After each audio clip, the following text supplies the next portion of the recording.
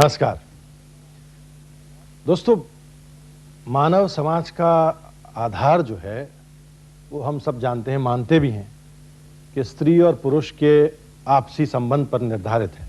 ये संबंध जो है, ये रिलेशनशिप जो है, जो कई सतह पर चलती है। It moves eight several levels. एक तो उसके भावनाओं का संबंध है स्त्री का पुरुष के साथ, एक उसकी आत्मा का संबंध है स्त्री का पुरुष के साथ, और एक है जो शारीरिक संबंध है। और ये कोई नहीं कह सकता या किसी का दावा ये नहीं होगा कि ये शारीरिक लेवल पर जो संबंध है वो इन दूसरे दो संबंधों से किसी तरह कम अहम है या कम इम्पॉर्टेंट है। एक बात तो ये है। दूसरी बात ये कि मानव स्वभाव के साथ ही ये चीज़ जुड़ी हुई है कि वह हर चीज़ में ज़्यादा चाहता है। He wants more and more, and he wants it for as long as he can, for as many years as he can, for as many times as he can. यही चीज़ अगर हम ये कहें कि हमारे समाज में जो शारीरिक संबंधों को बढ़ाने वाली या उसको और सुधारने वाली या उसको ज़्यादा करने वाली चीज़ों के साथ भी जुड़ा हुआ है, तो मैं समझता हूँ कि गलत नहीं होगा। इन चीज़ों में एक बड़ी चीज़ जिसका बड़ा जिक्र रहा है हमारे इतिहास में, हमारे कल्चर में, हमारी संस्कृति में, हमारे रोज़मर्रा के जीवन में बड़ा जिक्र रहा है, जिसको हम कहते हैं एफ्रोडीजियक्स, या अगर सादे लफ्ज़ों में कहें तो वो चीज़ें जो शारीरिक संबंध को, स्त्री और पुरुष के जिस्मानी संबंध को या तो आसान करती हैं या बढ़ावा देती हैं या उसको और ज़्यादा पुरलुत्फ बना देती हैं या उसमें और ज़्यादा आनंद पैदा कर देती हैं। ये एक पुरानी बात तो है ही, अहम बात तो है ही, लेकिन इसके साथ जुड़ी हुई एक बड़ी चीज़ ये भी है कि जितना इसके बारे में इसकी जितनी चर्चा है उसके मुकाबले में बहुत कम इसकी जानकारी है, और कई गलत फहमियाँ, कई मिस इन्फॉर्मेशन के रास्ते जो हैं इसके मुतालिक खुल गए हैं। इस पर चर्चा करने के लिए आज हमने कई विशेषज्ञों को, एक्सपर्ट्स को, स्पेशलिस्ट को भी बुलाया है, और एक बहुत अच्छी और इंटरेस्टेड, एंग्रॉस्ड ऑडियंस को भी बुलाया है। तो सबसे पहले हम, जिस तरह की हमारी रीत है, हमारे पैनलिस्ट का परिचय कराएं। हमारे साथ हैं गंगूबाई जो उस तरफ बैठी हैं। गंगूबाई, अपने बारे में कुछ 2 शब्दों में कहिए। खाली 2 ही बात बोलूं? आप 4 बात भी बोल सकते आपके परिचय के लिए। हम जो जड़ी बूटी देता है, जो आदमी लोग उनको, जो शरीर का अंदर कमजोरी रहता है, जो उष्णत पकड़ता है, तो उसके लिए हम जड़ी बूटी 1-8 दिन का खुराक हम खाने के लिए देते हैं। ये इस तरह का जड़ी बूटी का जो व्यापार करने वाले लोग हैं वो कई मरतबा अपना ठेला या अपनी दुकान सड़क पर भी लगा कर बैठते हैं। तो आप भी क्या उसी किस्म की दुकान चलाती हैं? हाँ, वैसे ही। अच्छा, ठीक, वैसे ही लगाती है। ठीक। उनके बाद है mister Ravi. Mister Ravi, why don't you say something about yourself? I represent the company Midascare Pharmaceuticals, who specialize in aerosols. One of the product we manufacture is the product Climax, which would be of interest to this audience here. Climax, that's right. Which is the spray that is. That's right. All right. That's right. और साथ ही साथ एक मशहूर और मारूफ हस्ती और भी है, डॉक्टर कोठारी की। कोठारी साहब, वैसे आप परिचय के मोहताज तो है नहीं, लेकिन रस्मन जो है 2 शब्द अपने बारे में कहिए। 2 शब्द ही कहूँगा। I am a student of sexology. That is putting it very modestly and very mildly. बहरहाल, how good a student he is, we'll be finding out in due time. इनके अलावा हकीम नौशाद अली साहब हैं। नौशाद अली साहब, आप अपने बारे में कुछ बताएं। कि मैं अस्थमा, अल्सर एंड सेक्स का तो है ही, चोरी दामन के साथ, हकीमों के साथ में, तो उसके लिए मतलब करता आप पेशे से हकीम हैं? बिल्कुल, पेशे से भी हकीम हूँ और खानदानी भी हकीम हूँ जी। अच्छा, इनके अलावा हैं विमला जी। विमला जी, आप अपने बारे में कुछ बताएं। अपना ताई का काम करती हैं। हाँ। तो जो लड़कियों जो धंधे वाली हैं, तो उनको जाते हैं, समझाते हैं, बताते हैं कि जब बीमारी इंद्रियों से इस्तेमाल करो, बीमारी नहीं लगेगा। जो हमारी प्रैक्टिसिंग प्रोफेशनल प्रोस्टिट्यूट्स हैं, उनको आप गाइडेंस के लिए, आप उनको जानकारी के लिए मदद करती हैं? हाँ, मदद करते हैं। डॉक्टर गिलाडा के साथ? हाँ, गिलाडा। अच्छा, उनके अलावा अतुल साहब हैं। अतुल साहब, आप? मैं आईचीयू में काम करता हूँ। जो वेश्या के पास आदमी लोग जाते हैं तो उनको हम रिक्वेस्ट करते हैं कि कंडोम लगाओ, ये जो बीमारी निकली है, मेरा वही काम है। तो हम डॉक्टर कोठारी से शुरू करें, और डॉक्टर कोठारी से पहले सवाल मैं ये करूंगा कि डॉक्टर साहब, जिसको हम एक लफ्ज में अंग्रेजी में एफ्रोडीजियक कहते हैं, उसको हिंदी में या गुजराती में या मराठी में या उर्दू में या हिंदुस्तानी भाषाओं में एक लफ्ज में आमतौर से क्या कहते हैं? Sex tonic. Sex tonic? Sex tonic अंग्रेजी, गुजराती में कहते हैं कामोत्तेजक दवाएं। अच्छा जी हाँ, माने जिससे काम ज्यादा उत्पन्न हो, जी। उससे कहते हैं। उर्दू में भी वो सेक्स टॉनिक ही उसे कहा जाता है ज्यादातर। उसको मुमसिक, हब्बे मुमसिक कहा जाएगा। क्या कहते हैं? हब्बे मुमसिक। हब्बे मुमसिक यानी ज्यादा जोश दिलाने वाली, ज्यादा रुकावट करने वाली। अच्छा। तो इसका बेसिक फंक्शन क्या होना चाहिए? इसका बेसिक अव्वल तो ये कि ऐसी कोई दवाई होती है या नहीं होती? देखो, aphrodisiacs have been existed since the dawn of civilization, but there is no such food or drug available on the earth today which is directly sexually stimulating. Mind you, directly. वो 3 तरीके से काम करती है।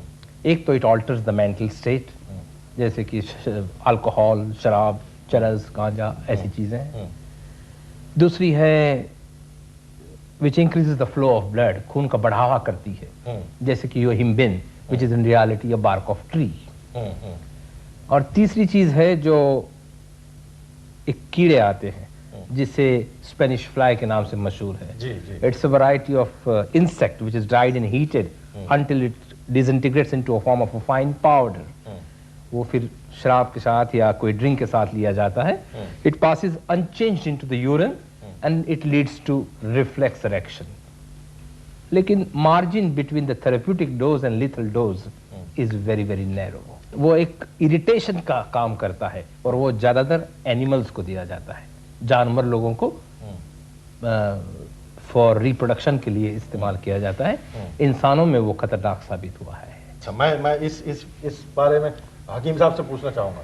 नहीं, ऐसा है कि खून को बढ़ावा देती है, समझे। जब तक खून के दौरान तेज होता है तो उसके अंदर आदमी में तेजी आती है। खून में दौरान में तेजी के लाने के लिए लोग दूसरे जो आम वैदिक होते हैं या जो आम हकीम होते हैं या जो रास्ते में दवा बेचने वाले होते हैं, वो चरस, गांजा, अफीम या संखिया वगैरह का इस्तेमाल करते हैं जो खून को तेज करता है।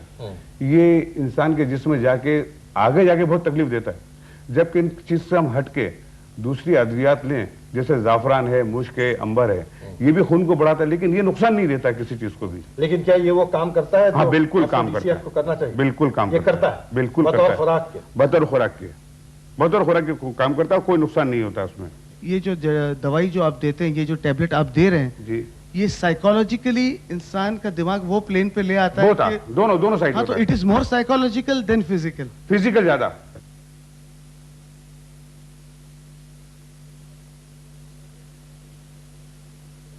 आप भी गंगूबाई जो है जड़ी बूटी का काम करती हैं कि ऐसी कोई जड़ी बूटी है जो इंसान को दी जाए तो उसके खून में इस तरह की उत्तेजना पैदा हो, उसमें बढ़ावा हो सकता है?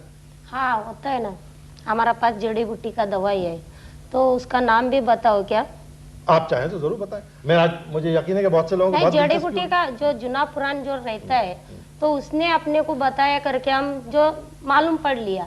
तो वो छोटी सा हम धंधा निकालता है जो कमजोरी के लिए, जो समझो गर्मी के लिए, जो समझो चमड़ी का बीमार के लिए, कुछ भी बीमार रहेगा तो उसका पर मैं दवा छोटी सा देता है। जो उसका दवा का नाम आयरन कुर्नी है, सफेद मुसली है, लाल मुसली है, ऐसा मैं दवा देती है और 10-15 मिनट के लिए रुक जाती है। डॉक्टर साहब, do you agree with that? Not really.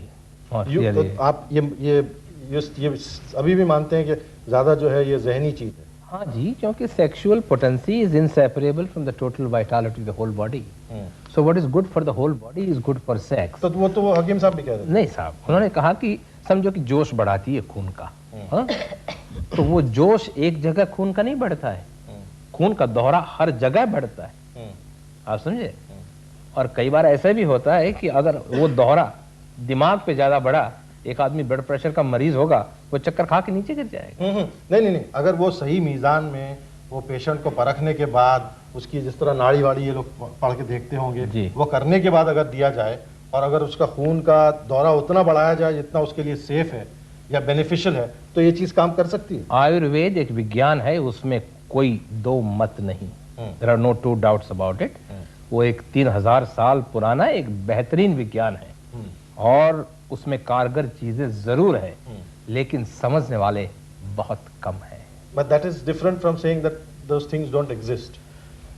Yes, of course, it does exist, उसमें कोई शक नहीं है। तो अगर जानकार आदमी हो तो वो कर सकता है। जानकार आदमी हो तो कर सकता है कि जो आदमी की प्रकृति समझ सके। इस किस्म की दवाएं जो हैं, दो किस्म के लोग आम समझ से अगर मैं सोचूं तो दो किस्म के लोग इस्तेमाल कर सकते हैं। एक तो ये कि जिनको नॉर्मल सेक्सुअल एक्टिविटी में तकलीफ है, और एक वो भी हो सकते हैं कि जो अदरवाइज नॉर्मल हैं उनकी सेक्सुअल एक्टिविटी, उनका शारीरिक संबंध भी अपने पार्टनर के साथ नॉर्मल है, लेकिन वो ज़्यादा आनंद के लिए, ज़्यादा मज़े लेने के लिए, ज़्यादा लुत्फ हासिल करने के लिए, उसको बढ़ावा देने के लिए, उस सेक्सुअल एक्ट को खूब इलोंगेट और एक्सटेंड करने के लिए टाइम के लिहाज से जो है उसका इस्तेमाल करना चाहते हैं। ज़्यादा लंबा तो ज़्यादा अच्छा ऐसा ज़रूरी नहीं। Sexual pleasure is not a performance to be gauged, it's a pleasure और more correctly happiness to be shared between two individuals. Exactly, इस बात पे लौटता हूँ। आप कुछ पूछें? डॉक्टर कोठारी से मैं पूछना चाहूंगी, ये भावनात्मक स्तर पर कुछ धोखेबाजी नहीं लगती? आप किस चीज की बात कर रहे हैं? एड्स को यूज करके सेक्स टॉनिक जो बाजार में बिकते हैं और जो बाजार में मिलते हैं वो कारगर नहीं हो सकते, क्योंकि वो जो आयुर्वेद के बेसिक प्रिंसिपल्स है उसको वायलेट करते हैं। मसलन ये कि समझो, पहली चीज है उसका प्रिंसिपल लीजिए कि आदमी की प्रकृति और विकृति जाने बिगर दवाई का लेना एक गुनाह है, ऐसा चरक संहिता में लिखा है। That means आप ये कह रहे हैं कि अक्रॉस द काउंटर की जो दवाइयां हैं वो खतरनाक है, कभी इस्तेमाल नहीं करनी चाहिए। दूसरी चीज है, समझो आपने एक दवाई ली, एक पाउडर लिया, समझो काष्ठ औषधि जिसे कहते हैं, if you plug the plant today, 3 या 6 महीने में उसकी असर बिल्कुल खलास हो जाती है और वो इनइफेक्टिव हो जाती है उस प्लांट की उसकी दवाई की, माने उसकी जो असर होनी चाहिए वो उसकी तासीर जो होती है। अभी जो दवाइयां मार्केट में आती है उसमें कम से कम 1 साल तक निकल जाता है, तो वो दवाई कैसे असर कर सकती है? तीसरी चीज ये है कि उसका स्टोरेज कहते हैं। आयुर्वेद में कहा गया है, आयुर्वेद माने यूनानी की ब्रांच है, हकीम साहब आप तो जानते ही हैं, तो उसमें एक अच्छी सी चीज कही गई कि इसको या तो अर्दनवेयर में स्टोर करो या तो उसको ग्लास में स्टोर करो, क्योंकि दोनों मदर अर्थ का बेस है उसमें, सिलिका बेस के बर्तन में या कांच के बर्तन में। अभी आज लोग प्लास्टिक में यूज करते हैं या तो एल्यूमिनियम फॉइल्स में यूज करते हैं और जिलेटिन कैप्सूल्स लगाते हैं जो कि एनिमल बेस्ड है। उसका डिस्टर्बेंस कितना हो जाता होगा, गॉड ओनली नोज। और द मोस्ट इंपॉर्टेंट चीज ये वाजीकरण औषधि है, माने जो सेक्स के लिए जो इस्तेमाल की जाती है, वो वाघ भट्ट का ऐसा कहना है कि जब तक डाई यानी कि रंग कब लगेगा, अगर एक कपड़ा साफ सुथरा होगा तो ही रंग लग सकता है। अगर मैले कपड़े पर आप रंग लगाने की कोशिश करो तो रंग बराबर लगेगा नहीं। उसी तरह से आदमी को वाजीकरण औषध देने से पहले पंचकर्म कराना जरूरी है। अंदर की सफाई बदन की, one needs to clean his own system. आजकल कोई दवाई में ऐसा लिखा भी नहीं होता है कि एक पर्ज भी दिया नहीं जाता है, एक जुलाब देना भी वो लोग गलत समझते हैं। जलन नहीं, वो देते ही नहीं है, वो लिखते ही नहीं है। It's exploitation of the desperate by the ignorant. एक बात और बताऊं मैं आपसे, एक बात और बताऊं कोठारी साहब, एक बात बताऊं आपको, सेक्स की कोई पेटेंट दवा आज तक ना निकली है ना निकलेगी। ये पेटेंट दवा जो है ये मरीज को देख के बनाई जाती है। मरीज की उम्र कभी 50 साल की होती है, कभी 60 साल की होती है, कभी 22 साल की होती है, तो उस मरीज को देख के दवाई बनाई जाती है। पेटेंट दवा आज तक नहीं बन सकती है। एक इस किस्म की ड्रग्स भी चलती हैं, जिस तरह रवि साहब ने जिक्र किया कि उनका तो there is nothing that is intaken into the body, जी जिस्म के अंदर जाने वाली कोई चीज तो है नहीं, वो तो it's like an aerosol spray he says. Topical. क्या आप किस चीज की बात कर रहे हो? आपने जिक्र किया क्लाइमैक्स स्प्रे। क्लाइमैक्स स्प्रे माने किसके लिए इस्तेमाल होता है, जरा उसका थोड़ा नजरिया पेश किया जाए तो बेहतर रहेगा। Actually, the origins for this in Western medicine is it's anesthetic action, which is supposed to raise the threshold or sensitivity level, so that the problems faced sometimes with some males of premature ejaculation is avoided. So you delay that by desensitizing the skin. I would call it, yes, raising the threshold.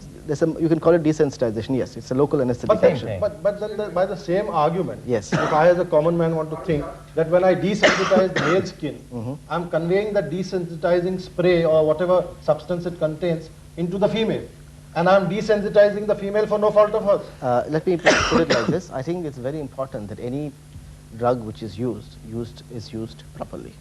Now, lidocaine, or the substance which is used, is pharmaceutically approved local anesthetic, and it gets absorbed only in places like the penis gland or other membranes like the mouth and so on. And the absorption is pretty fast. In the sense, supposing a person applies it and has intercourse almost immediately, then the probability of that happening is much reduced. Okay? But the possibility definitely exists. Yes, definitely exists.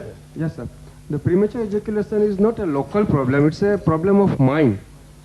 as far as I know, being a medical person. Yes. And Climax is nothing but a xylocaine in a vaporized form, which will little bit anesthetize the penile skin. Right. And it does not help in treating the cases of premature ejaculation. I would like to mention one thing. We are not talking about a cure for premature ejaculation. Let us understand very clearly. As Dr. Kothari was saying, there is sex, or sex-related matters has a psyche component also. So we are only talking about a very specific case where here, hopefully, this physiological problem is taken care of. We don't claim to say that once and for all it's going to be cured. No, but would it then fall into the category of a placebo, like you were saying? No, it is. You see, placebo is something which does not contain a clearly defined action, whereas lidocaine has been studied and for its specific action, and there is a clear cause and effect. Placebo is something which, yes. I would like to just tell her, placebo, the real meaning of placebo is, I shall please, right? So it has a definite action, one. Number two, what you are talking is early orgasm or premature ejaculation. It is a very common problem, perhaps more common than even common cold. Whatever methods are being used, unfortunately, an individual is making an attempt to correct one error by committing another error. Some people take a peg of alcohol or two. It helps in reducing the inhibition, but a little overdosage and it may prevent erection. Some people try to masturbate prior to the sex act. Sometimes they don't get erection at all. Some people use this local spray. The problem is that it has to be removed much early. If it is removed too early, the effect starts wearing off. And if it is not removed properly, the partner gets a numb encounter. And sometimes what happens is, a little overdosage of that, and a man may not get erection also, because basically the sensations go from there. Doctor, how is one going to put it very clearly, perform if there are so many things in my mind? No. Am I doing it at the right time? Is No, this going to it be is not possible.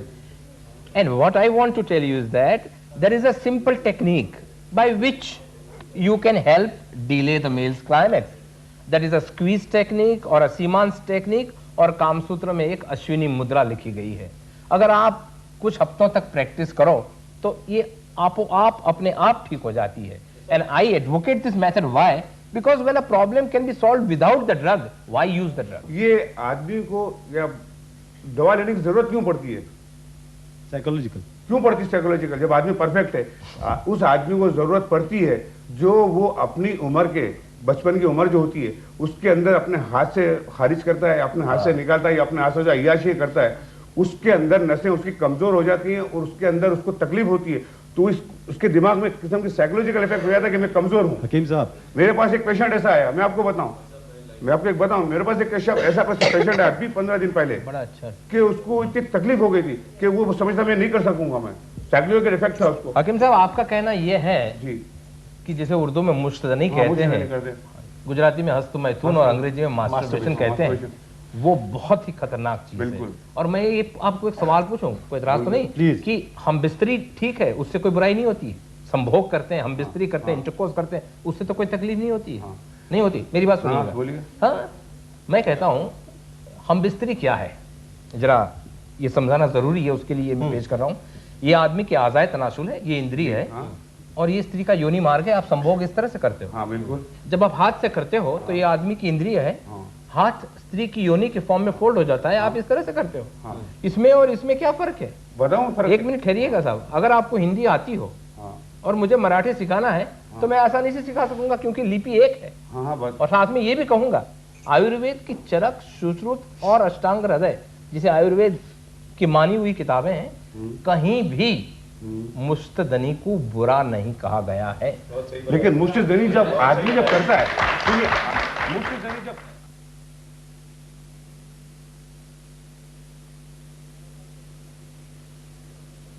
मैंने 11 साल पहले शादी की थी. मुझे ऐसा डर लगता था कि भाई मैं अपने पार्टनर को सेक्स पे सेटिस्फैक्शन दे सकूंगा या नहीं. तो मैं पेपर में पढ़ा तो मुझे सर वो माइक आप अपने करीब ही रखिए. विटा एक्स करके जो टैबलेट्स आई, मैंने उसे ली, पर उससे कुछ रिजल्ट मुझे मालूम नहीं पड़ा. पर मुझे ऐसा लगता है कि मन प्रसन्न हो और सब कुछ अच्छी हो तो आपका सेक्स अच्छी परफॉर्म मिलती है आपको और अच्छा संभोग। आपकी बात बिल्कुल सही है। सही सेक्स दो कान के बीच में है, दो पाँव के बीच में नहीं। मतलब उसका ताल्लुक दिमाग से ज्यादा है। तो फिर इससे पहले कि मैं इस बात को चूक जाऊं, अगर ये सही सेक्स जो है जिस तरह आप कह रहे हैं कि दो कान के बीच में और जो टांगों के बीच में नहीं है और ये दिमागी चीज ज्यादा है, तो ये बेचारे मर्दों का मर्ज क्यों है ज्यादा? उनके दिमाग में ही कुछ जेनेटिकली या जेंडर वाइज कुछ खलल है क्या? बढ़िया genetical. On this point, I would like to take this point further. Since this point has been raised, I would like to take this point further. It's an example of our chauvinistic attitude that all the aphrodisiacs which have been made for years together have only been made for the males. It is as if we have all assumed that the females do not need it. Actually, what is required is a medically based product which really breaks the shackles in the minds of women, because it is in our country the women who have been conditioned for years that if you enjoy sex, it's an unladylike activity. It's not the right thing to do. So, I get your point.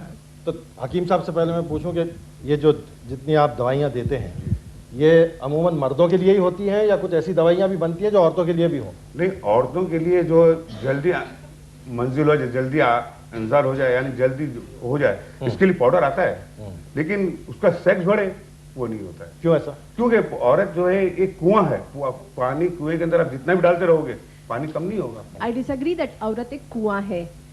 A male. Not you disagree. You disagree. We all disagree.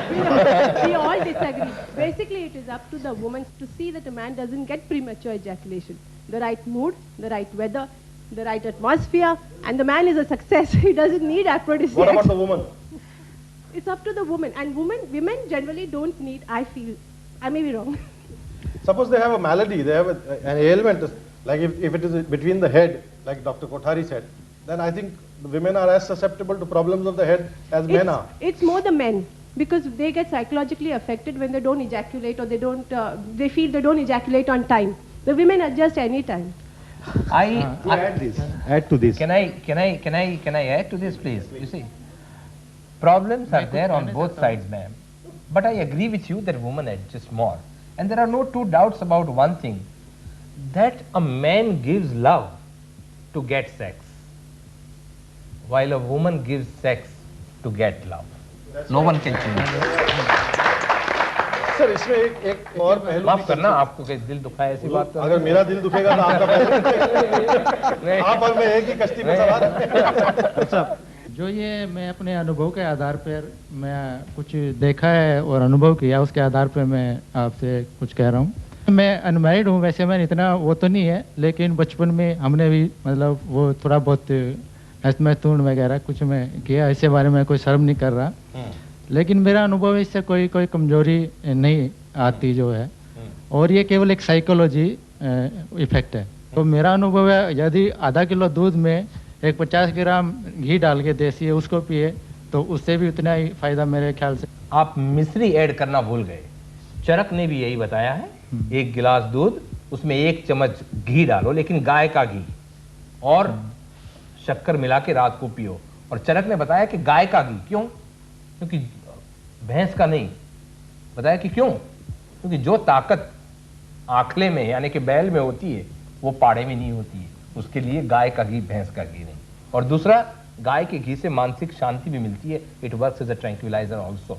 ये चरक का कथन है। मैं आपसे पूछना चाहता हूँ, क्या आपके अनुभव में ऐसा होता है कि लोग जो पेशावर औरतों के पास जाते हों या प्रैक्टिसिंग प्रोस्टिट्यूट्स के पास जाते हों, वो इस किस्म की चीजें इस्तेमाल करते हैं?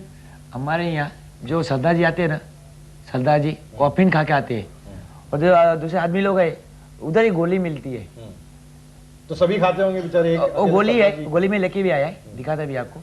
गोली है, वो लोग लेके आते हैं उधर से, खाते 5 रुपये में मिलता है। वो गोली लेके लोग उधर के हर भाई को मालूम भी है, हम पूछते भी है उनको, क्यों हम लोग को भाई लोग हमको क्या भाई करके बुलाती, तो हमको पूछते, तो हमको कोई भाई बोलती पे कोई कस्टमर का टाइम लगता, हम लोग क्यों, तो बोले कोई नशा करके आता है। तो उन्होंने बोला हमको नशा करता, मतलब क्या नशा था? हम पान की दुकान में गया, एक बार मैं भी खा के देखा, तो क्या हुआ, हम गोली खाया, मेरा बदन में ना ऐसा जोर आ गया, 2-4 घंटा 2-4 घंटे जोर आने के बाद मेरा बदन एकदम वो हो गया, सुस्त हो गया। 4 घंटे के बाद पावर उतर गया, एकदम सुस्त हो गया। ये किस चीज की गोली थी? अफीम की? इसको गोला गोली बोलता हमारे इधर से बुलाया है। बहरहाल गोली तो एक गोली दूसरी गोली की तरह मेरी तो समझ में नहीं आई। मुझे तो ऐसा लग रहा है लॉजेंज है। नहीं, अच्छा वो आपने बता दिया। ये गोली लाया वो मैं दिखाने मेरे को मैडम बोले इसलिए। ये गोली हर पान की दुकान में मिलता है। जी हुजूर, आप कुछ कह रहे थे। मैं पहला सवाल तो करता हूँ रवि जी से कि जो आपका क्लाइमैक्स है उसके ऊपर लिखा हुआ होता है कि ये प्रेस्क्रिप्शन पे ही दिया जाएगा, नंबर 1, और नंबर हकीम साहब से कि इनका जो आधार है मेनली प्रॉब्लम्स का वो है हस्तमैथुन के ऊपर। हस्तमैथुन को आप प्रॉब्लम मानते क्यों हैं? जब नेचर आपको इरेक्शन देती है तो आप हस्तमैथुन से उसका इलाज कर लेते हैं, आप उसको प्रॉब्लम ही क्यों मानते हैं? नंबर 1 बात। 2 बात। Okay, so first we come to Ravi sir.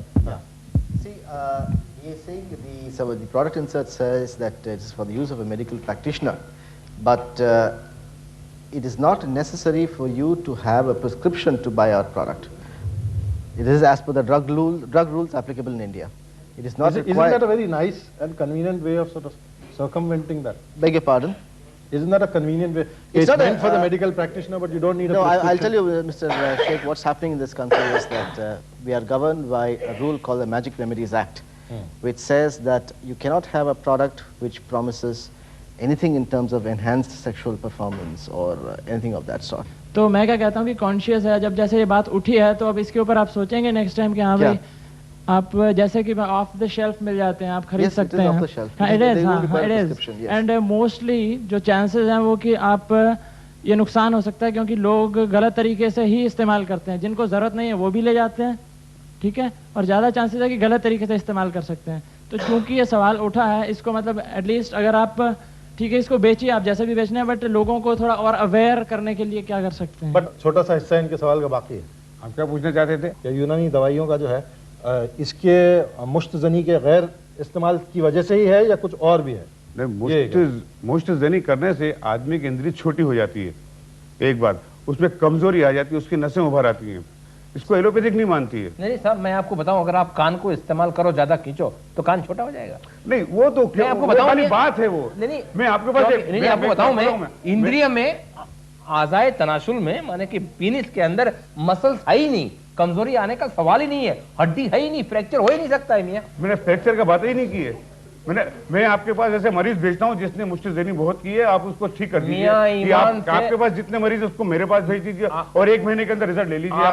आप मियां, मेरे पास सिर्फ मरीज भी नहीं आते, कई बार डॉक्टर्स और हकीम भी तशरीफ लाते हैं, और ईमान से आपको बताऊं इलाज आसानी से हो सकता है। एलोपैथिक मानती ही नहीं इस चीज को, तो इसका इलाज कर ही नहीं सकते। आप मानोगे ही नहीं ना, आप मानोगे नहीं और मैं नहीं मानूंगा आपकी बात को। मैं मरीज दोनों के पास, अगर आपको मैं ये बताऊं कि मैं सांस ले रहा हूं और वो बीमारी है, मेरा इलाज करो, मैं क्या इलाज करूं?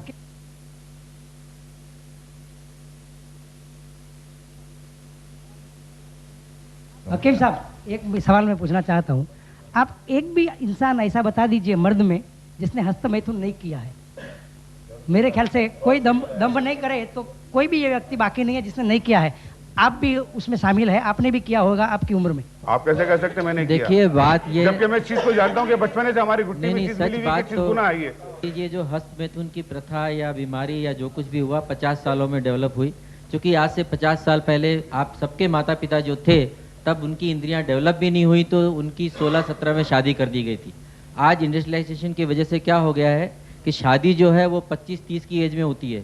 तो मेरा मतलब वो अपनी इंद्रियों को बैंक में जाके तो नहीं रख देते कहीं कि वे बैंक में लॉकर में पड़ी है, जिस दिन शादी होगी उस दिन उसको लॉकर में से ले आएंगे और उपयोग करेंगे। आपके हिंदुस्तानियों में या पाकिस्तानियों में समझे ये क्यों होता है कि 35 साल के बाद में आदमी कमजोर हो जाता है? हमारे लिए तो यहाँ के स्क्रिप्चर्स, जबकि मिडिल ईस्ट के अरब या अफ्रीका के आप बद्दू बोलो, सुननी पहले आप सुन लो पहले आप, ये लोग 100 साल की उम्र में शादी करते, 110 साल की उम्र में शादी करते, बच्चे पैदा करने की ताकत रखते, क्यों?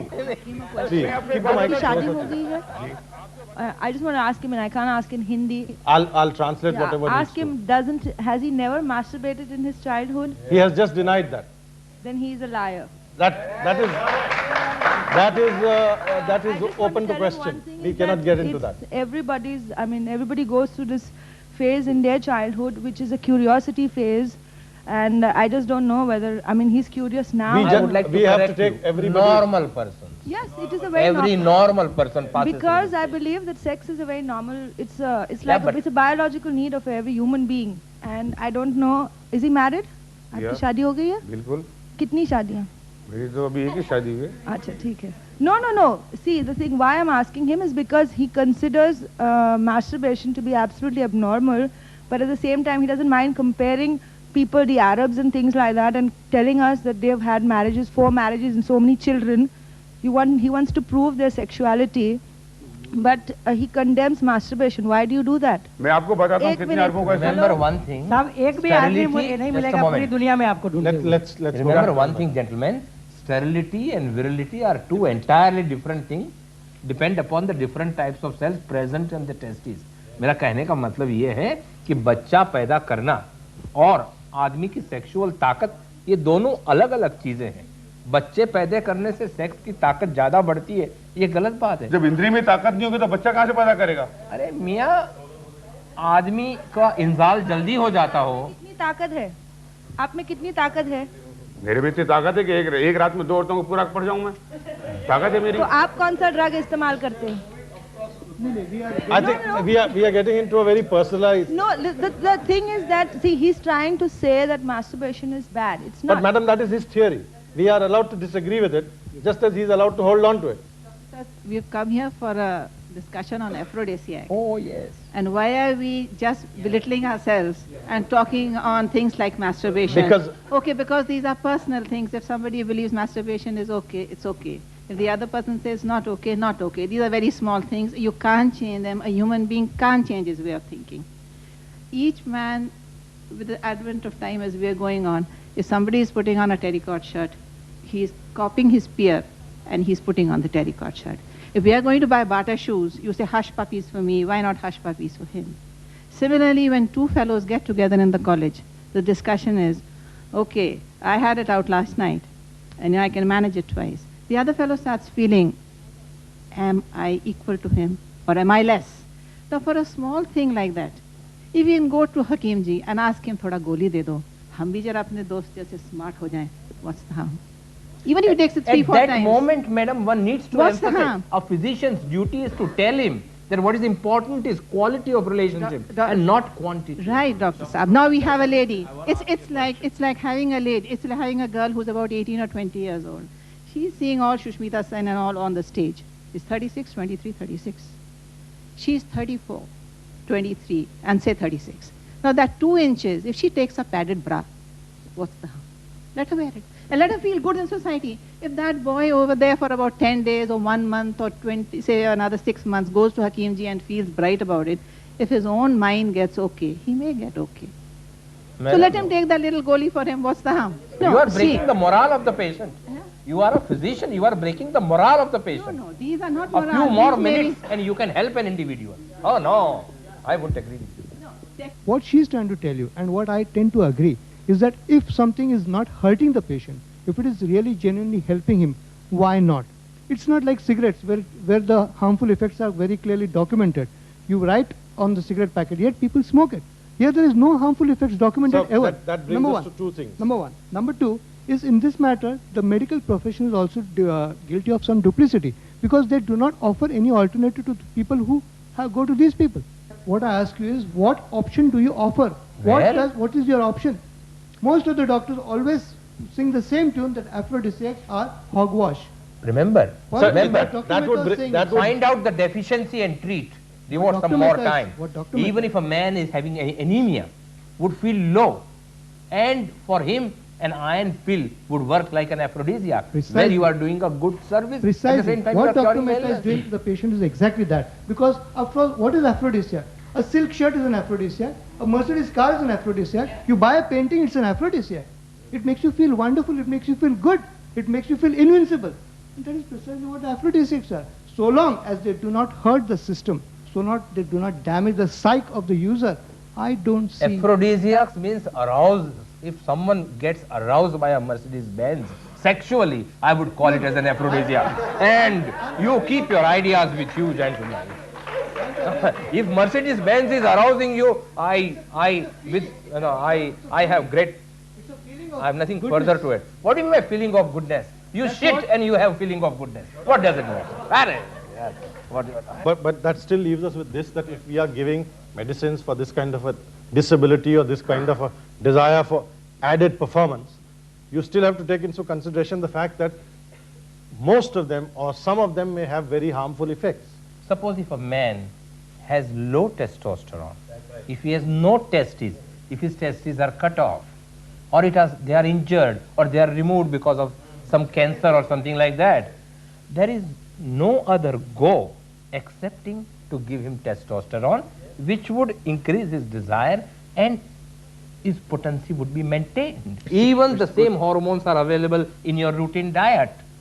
Testosterone, if you eat urad ka dal, it has got a lot of testosterone in it. Very good. It's a good. Very good. You're impressed by that. Looks like the sale of urad ka dal is going to go up after this.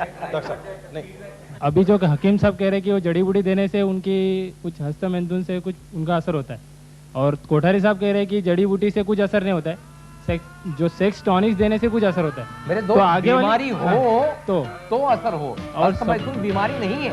मैं भी agree हूँ, मैं भी agree हूँ आपसे। मानती नहीं इस चीज को तो नहीं, मैं भी एग्री हूँ। आप जो कह रहे हैं कि हस्तमैथुन बुराई नहीं है,